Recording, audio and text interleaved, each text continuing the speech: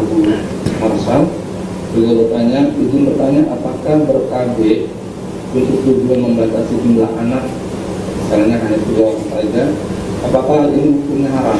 Jika perbuatan ini salah, maka bisa segera memperbaiki diri dan perbuatan.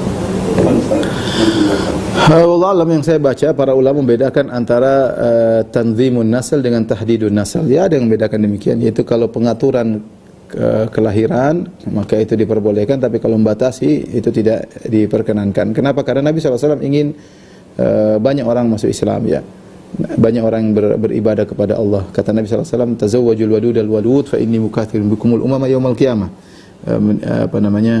Menikahlah wanita yang subur dan mencintai agar banyak anak, karena aku bangga punya pengikut yang banyak pada hari kiamat di hadapan nabi-nabi yang lain.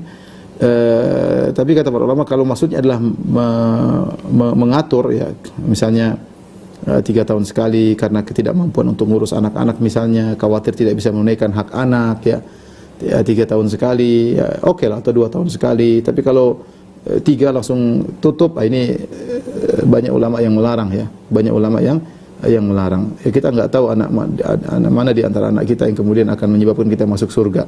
Yang penting kita berusaha. Maka saya katakan tidak mengapa kalau diatur kelahiran, tapi jangan dibatasi. Jangan dibatasi.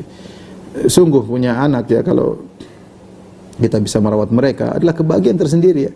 Orang punya, saya ketemu kawan punya anak 24 bersaudara, masya Allah. Maksudnya anak banyak. Misalnya saya aja anak 5, ya, qadarullah istri saya tidak bisa lagi melahirkan karena 5-5-nya semuanya operasi sesar, ya, maka yang kelima harus ditutup, ya. Anak 5 saja saya sudah bahagia. Dan subhanallah, kalau orang punya anak nanti dia punya anak sampai misalnya 10 lah, ya. Yang sudah besar masih ada yang kecil lagi menyenangkan hati, sudah besar lagi ada lagi yang kecil lagi menyenangkan hati. Tapi tadi kembali kepada situasi dan kondisi. Kalau istri sakit misalnya, kondisi kesehatannya tidak bisa mendukung, itu boleh kita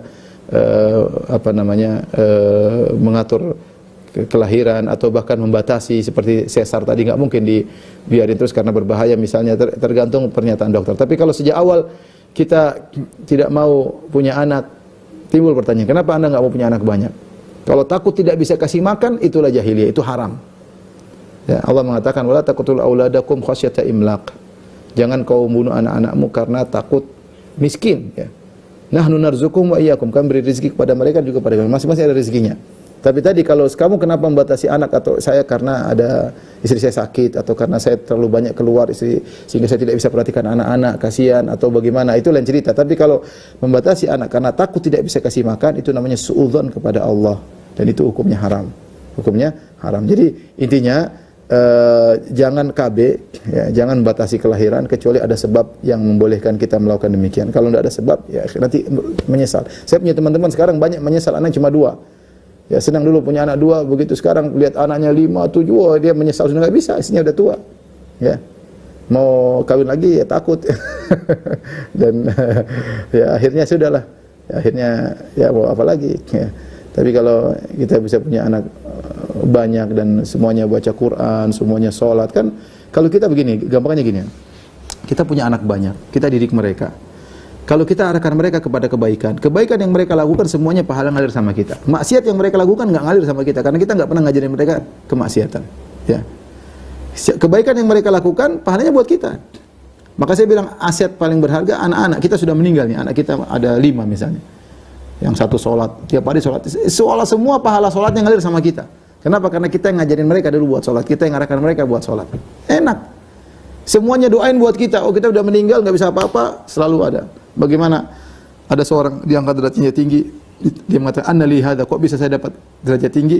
Maka dikatakan kepadanya bistighfari waladikalaka, karena anakmu sudah sering memohonkan ampunan buatmu.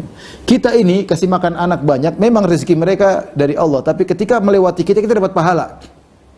Kita dapat pahala.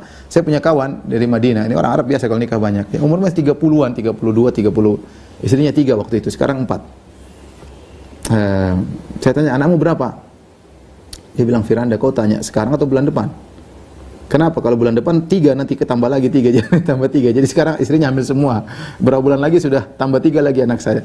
Dia bilang, saya lihat, saya kemana-mana, pahala saya jalan terus. Saya kasih makan 3 orang istri, saya kasih makan anak belasan, pahala ngalir terus karena saya cari rezeki buat mereka. Kalau saya pergi semuanya mendoakan, insya Allah dia pikirannya begitu ya. Jadi maksud saya ya ikhwan, kalau punya anak banyak bagi saya itu menyenangkan ya. Bagi saya menyenangkan, jangan dibatasi kelahiran kecuali ada sebab tadi kesehatan atau suatu yang tertentu yang kita punya alasan sehingga kita harus membatasi kehamilan atau menjarangkan kehamilan karena sebab-sebab tertentu. Wallahu a'lam bishawab.